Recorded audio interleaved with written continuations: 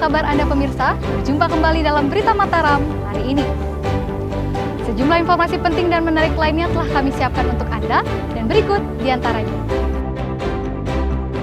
Alami gangguan kesehatan, 3 jemaah calon haji embarkasi Lombok meninggal dunia sebelum melaksanakan ibadah haji.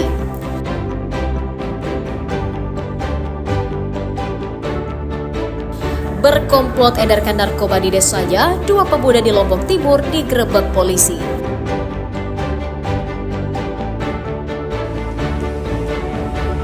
Puluhan pembalap mobil GT World Challenge adu kecepatan untuk menaklukkan lintasan sirkuit Mandalika. Bersama saya Listia Widya, inilah Berita Mataram selengkapnya.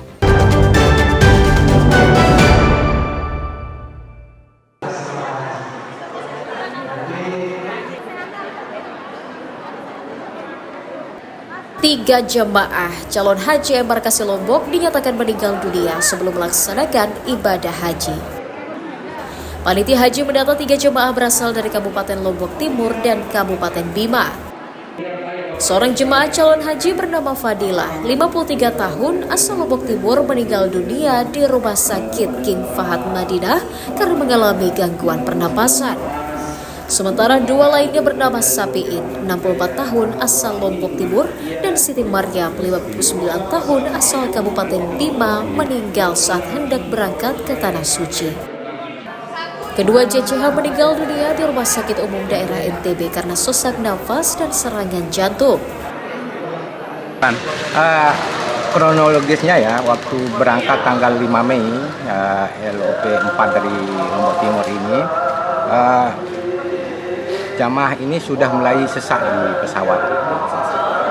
Kemudian setelah mendarat di Bandara Madinah, jamaah ini langsung dirujuk ke Rumah Sakit King Fahd. Memang dalam penyebab kematiannya, jamaah tersebut mengalami muntah darah. Yang satu itu pneumonia penyebabnya, ya. Pneumonia jadi mempengaruhi gagal napasnya karena pneumonia tersebut, terus meninggal di rumah sakit. Yang satu lagi itu adalah gagal jantung. Selain 3 jemaah calon haji meninggal dunia, ada 6 jemaah calon haji lain yang sakit dan dalam perawatan medis, dan ke-6-nya belum bisa diberangkatkan ke Tanah Suci. Dari Kota Mataram, Emi Kusuma melaporkan. Mohon keberkahan acara kita pada hari ini. Marilah Al-Mukarram Profesor Dr. Puluhan jemaah calon haji lanjut usia asal Kabupaten Lombok Tengah dilepas panitia haji daerah dan keluarga di halaman Masjid Agung Peraya akhir pekan lalu. Tangis haru keluarga mewarnai keberangkatan para jemaah yang akan menunaikan ibadah haji selama 1 bulan lebih di Tanah Suci. Mengingat sebagian besarnya calon haji merupakan lansia, panitia haji memberikan perhatian ekstra dengan menyiapkan petugas pendamping hingga tim medis selama berhaji. Para jemaah lansia tersebut masuk dalam kelompok terbang ke-7 dan akan bergabung dengan jemaah lain asal Kabupaten Lombok Timur. Tertuju berapa? Kalau tertuju yang tadi baru kita lepas itu sebanyak 50 orang. Itu rata-rata lansia ya? Hanya lansianya yang satu tadi yang kita naikkan di ambulan. Ya, berarti sudah habis sekarang? Ya? Sudah habis ya? Alhamdulillah sudah habis. Yang pakai kursi roda 1. Lansia yang tidak bisa jalan sendiri itu yang tadi yang kita naikkan di ambulan. Kementerian Agama Kabupaten Lombok Tengah mengimbau agar jemaah fokus menjalankan ibadah dan menjaga kesehatan selama berada di Tanah Suci. Lukmanul Hakim melaporkan dari Kabupaten Lombok Tengah.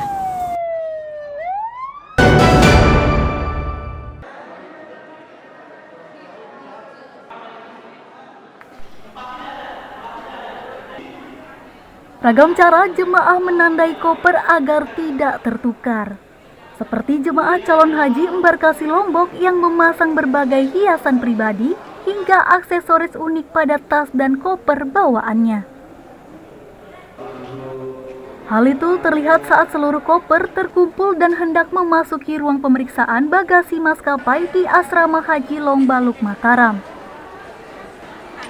Tak cukup hanya dengan menuliskan nama identitasnya, rata-rata jemaah juga memasang tanda unik pada kopernya agar mudah dikenali.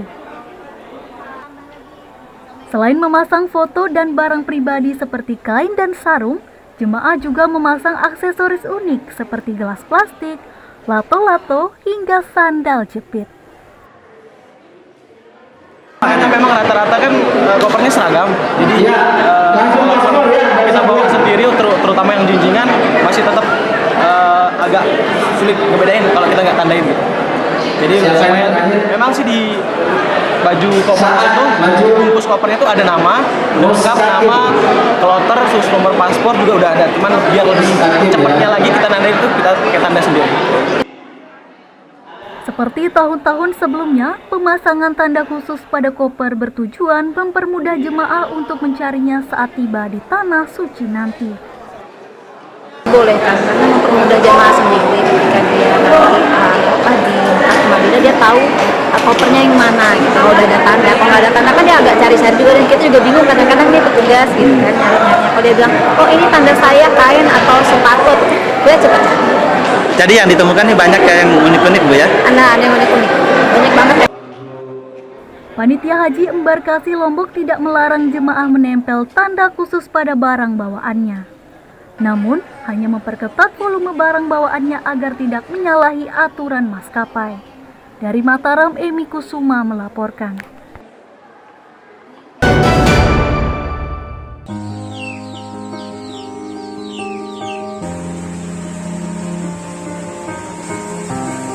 Seorang balita bernama Deluda Sakwina Al-Qadri hidup prihatin diasuh oleh neneknya Fatimah. Tinggal di rumah sederhana di Desa Tempos, Kecamatan Gerung, Kabupaten Lombok Barat, Deluda tidak tumbuh normal seperti balita lainnya. Sejak lahir, ia divonis menderita kelainan syaraf oleh dokter. Penyakit itu membuat dirinya tumbuh berbeda. Meski menginjak usia 2 tahun lebih, ia tidak bisa duduk ataupun berjalan. Padahal secara fisik tumbuh normal seperti anak seusianya.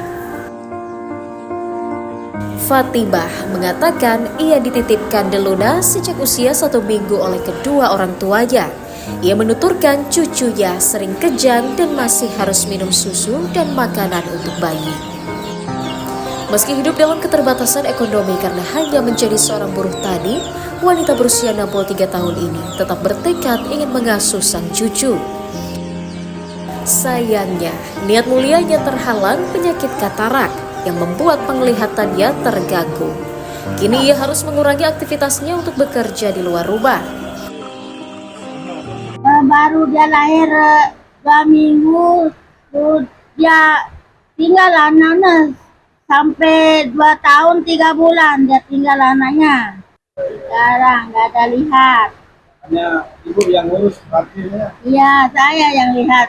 Saya yang ngurus cucu saya ini. Mengetahui kisah pilu Deluda, sejumlah legislator yang mendesak agar Pemda segera turun memastikan pelayanan kesehatan dan jaminan sosial kepada Deluda dan neneknya. Saya meminta kepada Dinas Kesehatan tidak kemudian dari masyarakat informasi ini. Harap Dinas Kesehatan tolong proaktif melihat kondisi masyarakat kita yang membutuhkan seperti Deluna hari ini. Saya tidak mau ada Deluna berikutnya yang kemudian kita dapatkan informasinya dari media. Kondisi yang dialami Deluna dan neneknya menjadi sebagian kecil potret masyarakat yang tetap berjuang hidup dalam keterbatasan. Semestinya pemerintah daerah hadir memberikan mereka harapan agar dapat hidup layak dan mendapatkan pelayanan kesehatan.